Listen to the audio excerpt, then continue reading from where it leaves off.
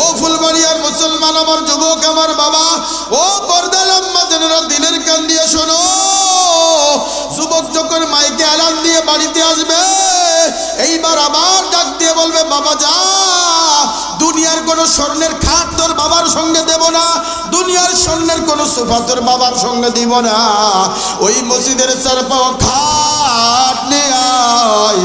সন্তান যখন খাটটা আনার জন্য বাজান যাবে, দেখবে দুনিয়ার ময়লা খাটের উপর পড়ে আছে, মাকড়সার জালটা পড়ে আছে, জাটা দিয়া ঝাড়ু দিয়া বাড়ি দিয়া পরিষ্কার করিয়া তোমার বাড়ির সামনে রাখবে। কেউ কাটবে বা কেউ করবে গরুর পাতার গরম পানি, আর কেউ আনবে বাজার থেকে 3 টুকরা কাপড়, তোমার নাকে কানে তুলা দিয়া তোমার সুন্দর করে গোসল করাইবে। সন্তান মায়ের কাছে যে বলবে, মাগো আমার বাবা আমার কত গোসল করে কাঁধে করে নিয়ে যাই, আজকে আমার বাবার কিসের গোসল করাই? মা ডাক দিয়ে বলে, যে গোসল করাইলে তুমি এতিম হইয়া যাও, যে গোসল করাইলে আমি বিধবা হইয়া যাও।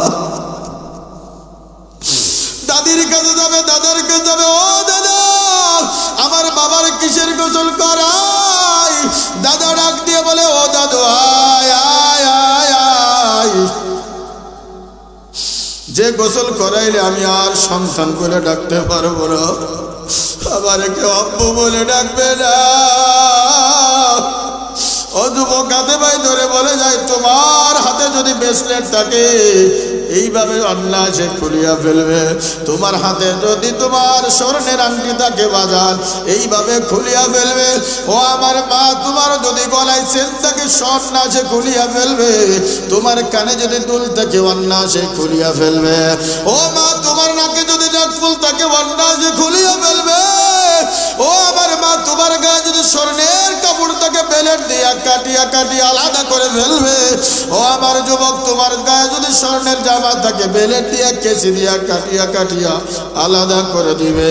ওরে আসছো একা যাইবা একা, সঙ্গে কিছুই যাবে না। তোমার 3টে বান্ধন দিয়া বাজার, মাঝে একটা বান্ধন, পায়ের কাছে একটা বান্ধন, মাথার কাছে একটা বান্ধন। তোমারে ওই মসজিদের খাটের উপরে শোয়া, ওরে নিচে কোনো নরম তুলা দেবে না, নরম স্বর্ণের কোনো বিছানা দিবে না, ওই সাদা কাপড়ের উপরে তোমার টান টান টান টান করে ঘুম পাড়াইয়া 4 জন কাঁধে করিয়া কবরের দেশে রওনা করবে। ওই মাইয়া চিল্লায় আর বলে, ও দুনিয়ার বান্দা বান্দিরা শোন, আমি অন্যায় করে আসি, জুলুম করে আসি, আমি মানুষের হক নষ্ট করে আসি, মানুষের মাল নষ্ট করে আসি, এতিমের মাল লুট করে আমি সুইচ ভেঙে রাখছি। তোরা আর এই অবস্থায় আসিস না, আসিস না, আসিস না। ওই মাইয়াত্রে যখন কবরে রাখবে, বিসমিল্লাহি ওয়া আলা মিল্লাতি রাসূলিল্লাহ, মিনহা খালাকনাকুম ওয়া ফিহা নুঈদুকুম ওয়া মিনহা নুখরিজুকুম তারাতান নুখরা, এই বলিয়া মাটি দিয়া যখন রওনা করবে, এইবার মাইয়া চিল্লায়া চিল্লায়া বলবে, ও দুনিয়ার বান্দা বান্দিরা শোন, আমার একা রেখে কই যাও? এখানে কেউ নাই, আপন বলতে কেউ নাই, মা নাই, বাবা নাই, সন্তান নাই, পিন নাই। অযুবক চোখে কি পানি আসে না?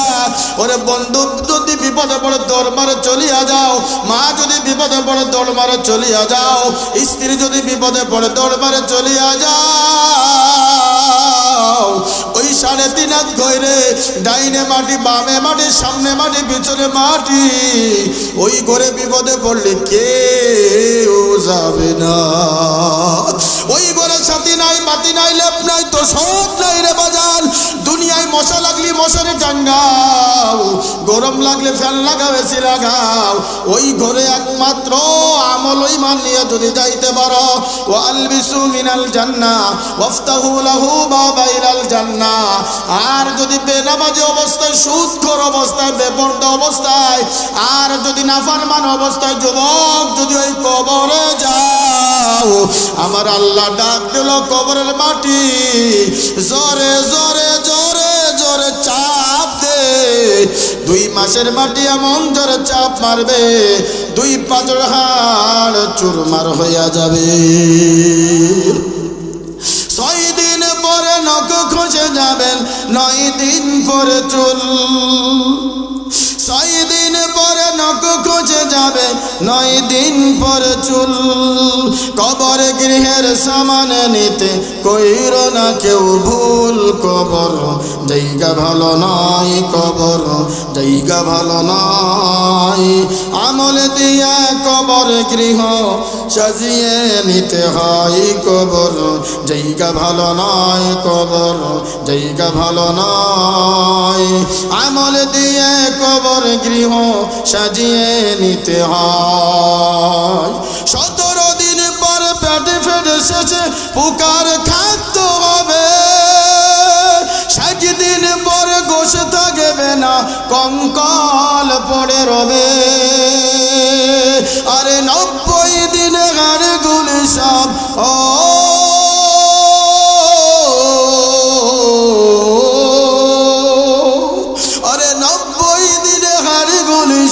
আলাদা হয়ে রায়। কবর জায়গা ভালো নয়, কবর জায়গা ভালো নয়।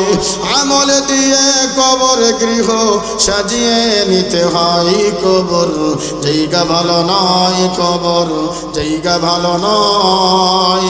আমল দিয়ে কবর গৃহ সাজিয়ে নিতে হয়। কথা বলেন ঠিক কিনা? কষ্ট হচ্ছে? চলবে কিছু চলবে। আবেগ ভালো না, সারা রাত দরকার নাই। সারা জীবনের ওয়াজ মাহফিল 1 পাল্লা, আর 1 রাকাত ফজরের নামাজ যদি 1 পাল্লা রাখা হয়, ফজরের নামাজের পাল্লা ভারী হয়ে যাবে। নামাজের গুরুত্ব কত!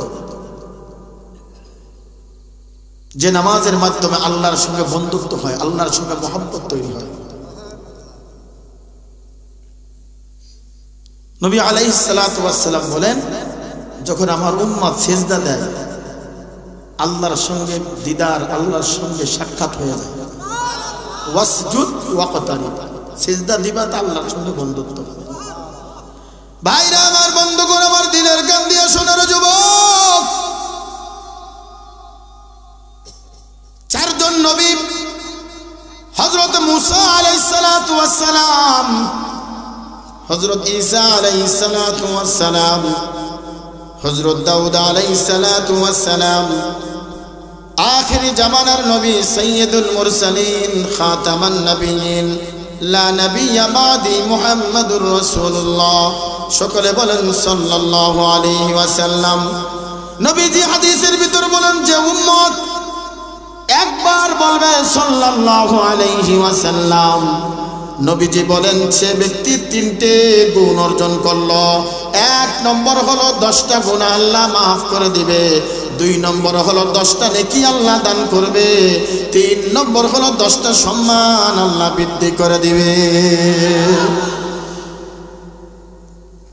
হযরত মুসা আলাইহিস সালাতু ওয়াস সালাম আল্লাহর সঙ্গে কথা বলতে বাজান, যে নবী সরাসরি আল্লাহর সঙ্গে কথা বলতেন, হযরত ঈসা আলাইহিস সালাতু ওয়াস সালামের মৌজা ছিলেন হলো তিনি কবরের পাশে দাঁড়াইয়া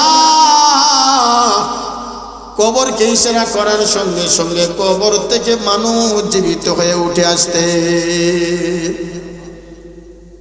হযরত দাউদ আলাইহিস সালাতু ওয়াস সালামের মুজদা হলো, তিনার হাতের ভিতর যদি লোহা দিতেন, লোহাটা গলিয়া তরবারি হয়ে যাইতে। হযরত ঈসা আলাইহিস সালাতু ওয়াস সালাম বেশি খাইতেন হরিণের গোশত। কিসের গোশত? হরিণের গোশত খাইতেন। যুবক, দিলের কান দিয়া শোনো, উঠা বসা করবেন না, অল্প সময় কথা বলে আপনাদের মাঝ থেকে বিদায় নিব। হযরত ঈসা আলাইহিস সালাতু ওয়াস সালাম হরিণের গোশত বেশি খাইতেন। জঙ্গলের ভিতরে যায় বলতো, এই হরিণ এইদিকে আসো। সঙ্গে সঙ্গে হরিণ ঈসা নবীর কাছে চলে আসতেন। এইবার হরিণকে বলতেন, আমি তোমাকে ভক্ষণ করব। কিতাবের ভিতর আছে হরিণটা মাথা জমিনে ঝুঁকায়া দিতেন। হযরত ঈসা নবী নিজের হাতে জবাই করতেন। কিতাবের ভিতর আছে ঈসা নবী হরিণের গোশত খাইতেন, কখনো হরিণের হাড্ডি খাইতেন না। কেন হরিণের গোশত খাইতো, হাড্ডি খাইতেন না? হযরত ঈসা আলাইহিস সালাতু ওয়াস সালাম হরিণের গোশত খায়া যদি হাড্ডি জমিনে ফেলে দেওয়ার সঙ্গে সঙ্গে ওই হরিণের হাড্ডি দেখে আল্লাহ পাক আবার নতুন করে হরিণ তৈরি করে দিতে। প্রত্যেকটা নবীর এক একটা মুজিজা ছিলেন। নবী মুসা নবীর মুজিজা লাঠি দিয়া বেনামাজিকে পিটাইতেন, সুদখোররে পিটাইতেন, হারামখোররে পিটাইতেন। এই লাঠি দিয়ে আবার গাছে থেকে পাতা পাড়তেন। এই লাঠি দিয়া আবার ফিরাউনের সামনে রাখার সঙ্গে সঙ্গে সাপ হয়ে যাইত। এই লাঠি যখন নীলদরিয়া বাড়ি মারলেন, নীলদরিয়া স্বর্ণের রাস্তা করে দিলেন। জোরে বলেন কে? নবী নাই আর নবী নাই, নবীর মুজিজা নাই।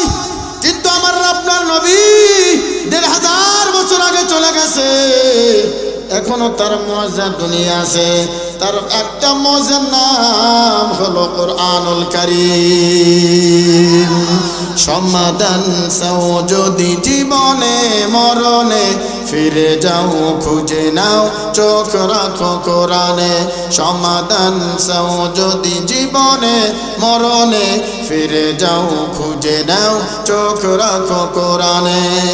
তবে পাবে তুমি শান্তির ঠিকানা, যদি মেনে নাও তুমি মনে প্রাণে।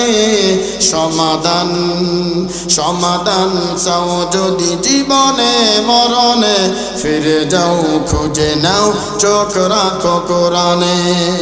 এত চির অমলান চির মুক্তির দান, এত মহাবানের খোদারি কালামে পাক। এই দুনিয়া আর সেই দুনিয়া, এই দুনিয়া আর সেই দুনিয়া, মুক্তি পাবে তুমি দোজাহানে।